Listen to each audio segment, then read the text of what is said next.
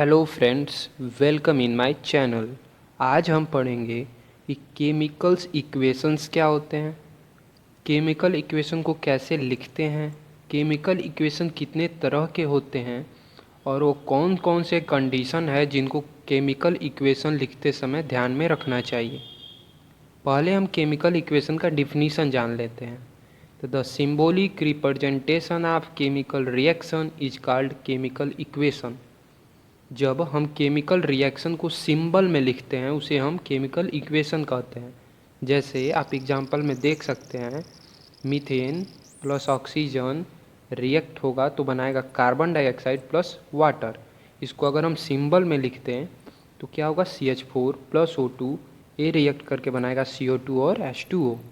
एक और एग्जांपल है, जैसे मैग्नीशियम और ऑक्सीजन रिएक्ट करके बनाते हैं मैग्नीशियम ऑक्साइड, तो इसको सिंबल में लिख देंगे और MgO2 रिएक्टेंट होगा और MgO प्रोडक्ट होगा।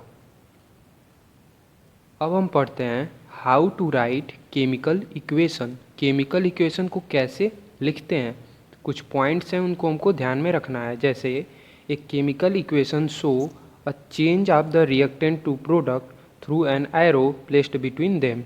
जब रिएक्टेंट प्रोडक्ट में कन्वर्ट होता है तो उसके बीच में एक एरो लगा देते हैं, ठीक है। उसके बाद सेकेंड पॉइंट देखिए, on left hand side of arrow reactants are written with plus sign between them, similarly on right hand side. दो रिएक्टेंट और दो प्रोडक्ट के बीच में प्लस साइन लगा देते हैं, ठीक है। उसके बाद थर्ड पॉइंट है, the two sides of the chemical equation are separated by arrow pointing toward the product। Reactant और प्रोडक्ट को हम एरो से सेपरेट करते हैं। इसके बाद हम पढ़ेंगे टाइप ऑफ केमिकल इक्वेशन। पहला है वो है स्केलेटन इक्वेशन, सेकंड है बैलेंस इक्वेशन, थर्ड है एटॉमिक इक्वेशन और फोर्थ है मॉलिक्यूलर इक्वेशन। तो चलिए सभी के बारे में पढ़ते हैं। पहला है skeleton equation, the chemical equation which simply represents the symbols of reactant and product is called skeleton equation. It may or may not be balance.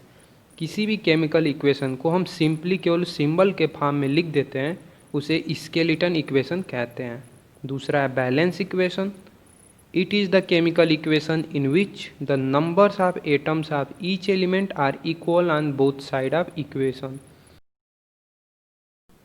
Equation में जो नंबर्स ऑफ एटम्स हैं, जितने रिएक्टेंट में होने चाहिए उतने ही प्रोडक्ट में होने चाहिए किसी भी एलिमेंट के।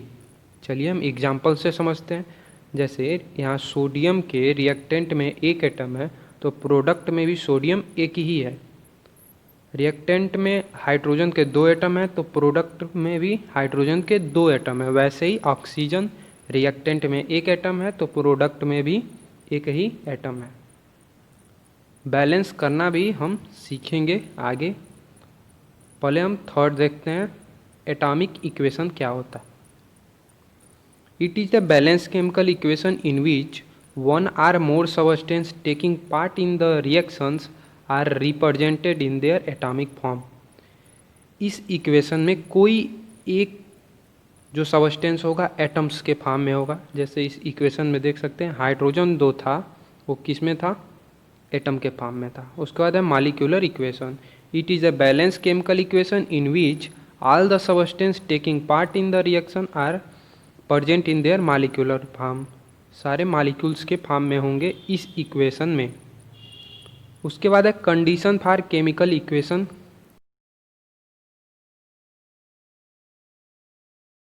The chemical equation should represent a valid chemical change. जो केमिकल चेंज हो वैलिड हो, वह होता हो, एग्जिस्ट करता हो। दूसरा है the chemical equation should be balanced. जो केमिकल इक्वेशन होना चाहिए वो बैलेंस होना चाहिए। थर्ड है all the substance taking part in A reaction should be represented in their molecular form. सभी सबस्टेंस मॉलिक्यूल के फॉर्म में होने चाहिए।